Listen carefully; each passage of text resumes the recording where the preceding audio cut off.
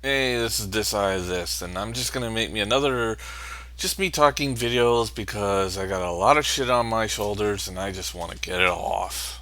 First of all, even though Apple has pretty much just killed off their Apple TV, I don't know what they're gonna do, and I definitely know they are not gonna make a television set because that will put them into bankruptcy real fast, even with their hundreds of millions of dollars that they do have. And yes, the Galaxy phones are outselling the iPhones, which isn't really a shocker because it's happened before.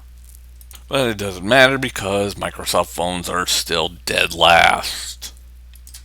But what's really ticking me off right now is that there are still people holding the grips that either Apple's going to make a giant TV set, please get over it, ain't never going to happen, and or that they think that Apple is going to make an app store for the Apple TV set. God, seriously. First of all, Apple TV needs something called a fucking hard drive.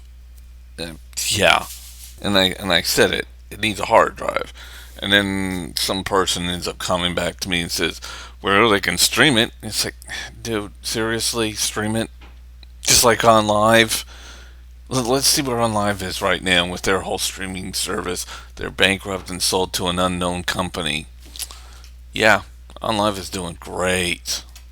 So, I mean, I don't know what to do to get this out of those people's minds and understand. It just isn't going to happen. I mean, Apple TV is a joke, and Apple television sets are never going to hit. I mean, the only way for Apple TV to be relevant in any sort of way is to put two controllers on it, hard drive, a good GPU, and a good CPU, and make it into a nice gaming console. They can even make it full, just a download console. I mean, they got the money and the power to do it. Of course, they got to figure out a way to extend the memory because gaming consoles do require a shitload of memory, and if their console is going to go all download, they're going to need something a lot more than just a few hundred gigabytes. They're going to need at least they're going to at least need let people upgrade their memory to at least a few terabytes. I mean, Nintendo's got theirs where you can update it to at least up to 3 terabytes on their Wii U with external hard drives. And of course, the PS3 and hopefully the PS4 will allows you to remove the hard drive and put any, laptop hard drive you want. Oh, and Activision kind of let it out that there's probably going to be a new gaming console next year. And most people are pointing at Microsoft. They are the most impatient group in the bunch, and they don't like being upstaged. Seriously, Microsoft does not like being upstaged. I've been around them. I've been around their products enough to know that that's what Microsoft does. And to all those people who say, "Oh no, Microsoft's gonna wait," they're patient people. No, they're not. They've never been patient. You upstage them, they upstage you because that's the way they are. They got a giant fucking ego. They got this big ass ego about them that just says, "What? Someone's upstaging us? Well, we better get out there and upstage their ass right now." Sony was committed to 2016 on their console release, but I think certain things have changed them. Mainly because I don't think their PS3 Super Slim sold that well, which is not a surprise to me. So it looks like either 2013 or 2014 they're going to release a new console. Just I didn't really care about their online or hardware or using a cell processor. What just pissed me off was that they tried to sell their console originally at $600, and that hurt their console. And to Commodore, before he ends up commenting on this little area, shut the fuck up. I just hope that Sony comes out with a console that's just at least around $300. They'll be successful. 300, 400.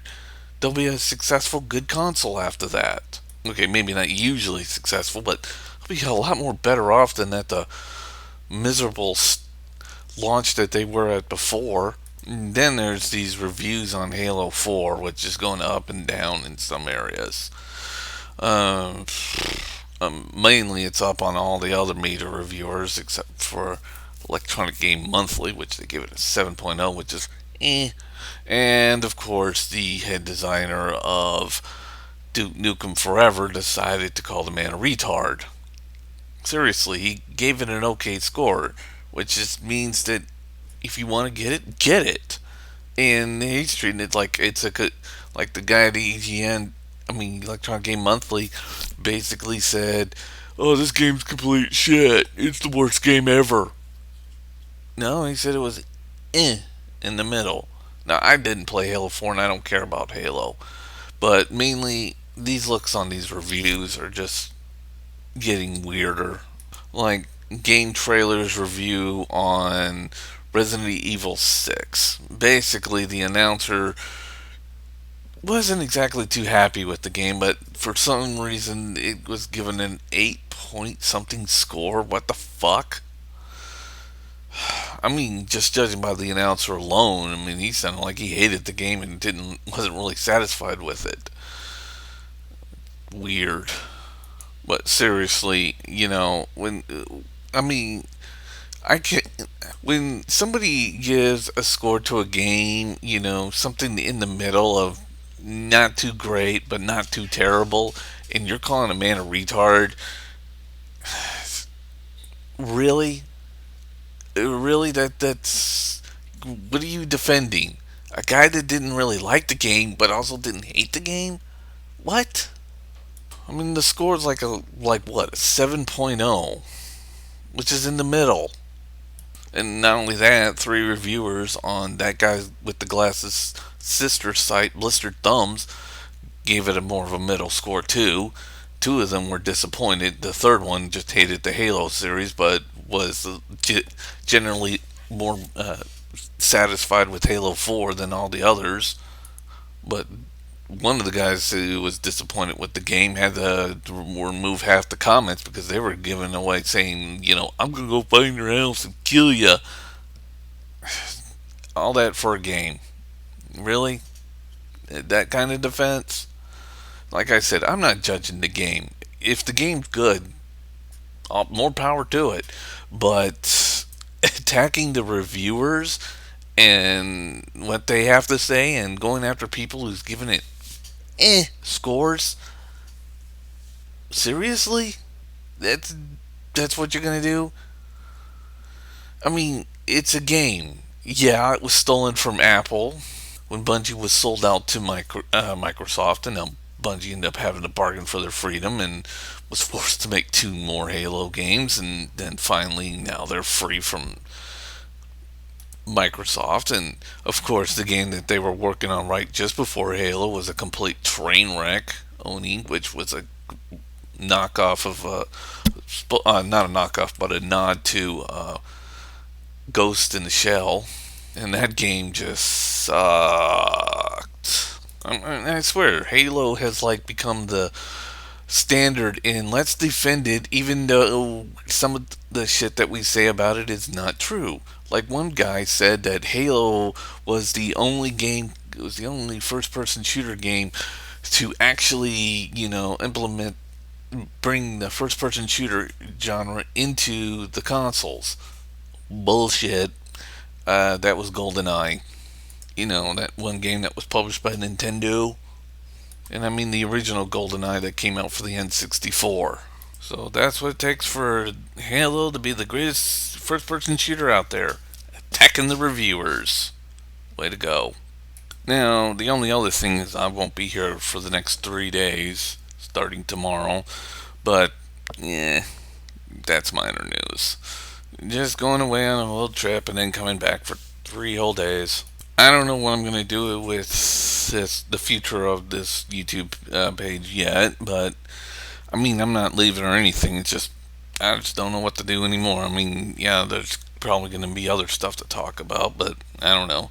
Probably do some retrospectives of Exo Squad, but I really can't run video footage or any of that over YouTube because they like to flag stuff and people who own it. And YouTube has kind of been the bitch to the larger entertainment companies.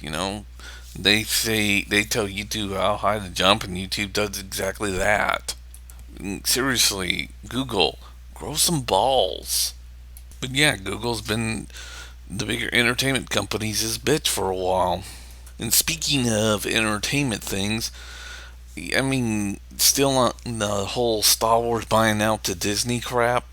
Some people are saying, well, it'll that the movies will now be better now that the creators no longer are a part of it because the original creator seems to be falling loose on it, and putting some fresh people on there will be great. I don't entirely agree with that theory. I mean, Star Trek, the new Star Trek films is still out on the fence now that the original people, I mean, that the people who worked on the original TV shows were all kicked out. I mean, yeah, Star Trek Voyager and Enterprise kind of sucked.